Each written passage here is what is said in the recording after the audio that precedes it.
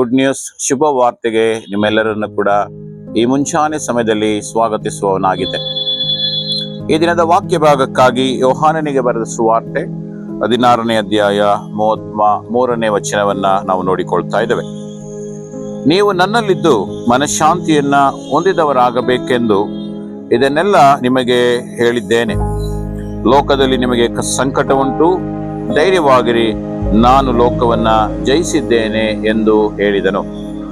ಪ್ರಿಯರೇ, ಈ ವಾಕ್ಯದ ನಾವು ನೋಡುವಾಗ ದೇವರು ಕೂಡ ಯಾವ ವಾಕ್ಯದಲ್ಲೂ ಕೂಡ ಹೇಳಲಿಲ್ಲ ಈ ಲೋಕದಲ್ಲಿ ನಿಮಗೆ ಕಷ್ಟಗಳಿಲ್ಲ ಎಂಬುದಾಗಿ. ಪ್ರತಿಯೊಬ್ಬ ಮನುಷ್ಯನಿಗೂ ಕಷ್ಟಗಳಿವೆ. ನಾವು ಯಾವುದೇ ಧರ್ಮದಲ್ಲಿದ್ದರೂ, ನಾವು ಯಾವ ದೇವರನ್ನ ಪೂಜಿಸಿದರೂ ಕೂಡ ಎಲ್ಲ ಧರ್ಮಗಳಲ್ಲಿಯೂ ಎಲ್ಲರಿಗೂ ಕಷ್ಟಗಳಿವೆ ಪ್ರಿಯರೇ. ಆದರೆ ಯೇಸು ಕ್ರಿಸ್ತನು ಈ ವಾಕ್ಯದಲ್ಲಿ ನಮಗೆ ಹೇಳುತ್ತಿರುವ ಹಾಗೆ ನೀವು ನನ್ನಲ್ಲಿದ್ದು ಮನಃಶಾಂತಿಯನ್ನ ಪಡೆದುಕೊಳ್ಳಬೇಕೆಂಬುದಾಗಿ. ಸೊ ಕ್ರಿಸ್ತನ ಬಳಿಯಲ್ಲಿ ಮನಃಶಾಂತಿಯನ್ನ ಆತನು ಕೊಡುವವನಾಗಿದ್ದಾನೆ. ಎರಡನೇದಾಗಿ, ನಿಮಗೆ ಲೋಕದಲ್ಲಿ ಕಷ್ಟಗಳು ಉಂಟು, ಧೈರ್ಯವಾಗಿರಿ, ನಾನು ಲೋಕವನ್ನ ಜಯಿಸಿದ್ದೇನೆ ಎಂಬುದಾಗಿ ವಾಕ್ಯ ಉತ್ತೇಜನ ಪಡಿಸುವಂತದ್ದಾಗಿದೆ. ಅದರಿಂದ ಕಷ್ಟಪಡುತ್ತಿರುವಂತ, ಕಣ್ಣೀರುಗಳಲ್ಲಿರ್ತಕ್ಕಂಥ, ಅನಾರೋಗ್ಯಗಳಿರ್ತಕ್ಕಂಥ ನಿಮ್ಮೆಲ್ಲರನ್ನು ಕೂಡ ದೇವರು ಉತ್ತೇಜಿಸುವವನಾಗಿದ್ದಾನೆ. ನಾನು ಈ ಲೋಕದಲ್ಲಿ ಜಯವನ್ನ ಹೊಂದಿದ್ದೇನೆ, ಹಾಗೆಯೇ ನನ್ನಲ್ಲಿ ಮೊರೆ ಇಡುವಂತವರಿಗೆ ಜಯವನ್ನ ಕೊಡುತ್ತೇನೆ ಎಂಬುದಾಗಿ ದೇವರು ಈ ಒಂದು ವಾಕ್ಯದ ಮೂಲಕವಾಗಿ ನಮ್ಮನ್ನ ಉತ್ತೇಜಿಸುವವನಾಗಿದ್ದಾನೆ.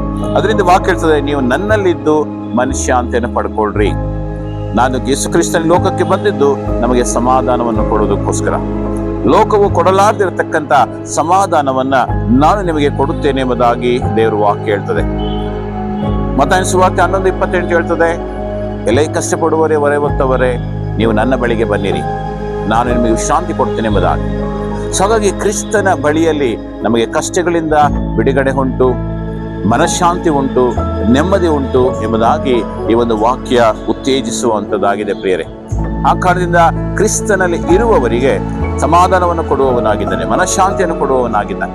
ಹಾಗಾಗಿ ನಿಮ್ಮನ್ನ ಸ್ವಾಗತಿಸ್ತೇನೆ, ಕ್ರಿಸ್ತನ ಬಳಿಗೆ ಬಂದು ಆ ಸಮಾಧಾನವನ್ನ ಪಡೆದುಕೊಳ್ಳ್ರಿ ಎಂಬುದಾಗಿ ಪ್ರಾರ್ಥನೆ ಮಾಡಿಕೊಳ್ಳೋಣ. ತಂದೆಯಾದ ದೇವರೇ, ಈ ವಾಕ್ಯವನ್ನು ನೋಡುತ್ತಿರುವಂತ ಎಲ್ಲಾ ನಿನ್ನ ಮಕ್ಕಳಿಗಾಗಿ ನಾನು ಪ್ರಾರ್ಥಿಸ್ತೇನೆ. ಹೌದು, ಈ ವಾಕ್ಯದಲ್ಲಿ ಹೇಳಿರುವ ಹಾಗೆ ನೀವು ನನ್ನಲ್ಲಿದ್ದು ಮನಃಶಾಂತಿಯನ್ನ ಹೊಂದಿಕೊಳ್ಳಿ ಎಂಬುದಾಗಿ. ಹೌದು ಸ್ವಾಮಿ, ನಿನ್ನ ಪಾದ ಸನ್ನಿಧಾನಕ್ಕೆ ಬರ್ತೇವೆ. ನಮ್ಮ ಎಲ್ಲ ಪರಿಸ್ಥಿತಿಗಳನ್ನು ಬದಲಾಯಿಸಿ ನಮ್ಮೆಲ್ಲರಿಗೂ ಸಮಾಧಾನವನ್ನ ಅನುಗ್ರಹಿಸು. ನಾವು ಪಡುವಂತ ಪ್ರಶ್ನೆಗಳ ಮೇಲೆ, ನಾವು ಪಡುವಂತ ಕರ್ತನೆ ಅವಮಾನಗಳ ಮೇಲೆ, ನಾವು ಪಡುವಂತ ಸಮಸ್ಯೆಗಳ ಮೇಲೆ ನೀನು ಜಯವನ್ನು ಕೊಟ್ಟು ನಮ್ಮನ್ನ ನಡೆಸು. ನೀನು ಮಹಿಮೆ ಹೊಂದಿಕೋ. ಯೇಸು ನಾಮದಲ್ಲಿ ಪ್ರಾರ್ಥಿಸ್ತೇವೆ ತಂದೆಯಾದ ದೇವರೇ. Praise the Lord. God bless you.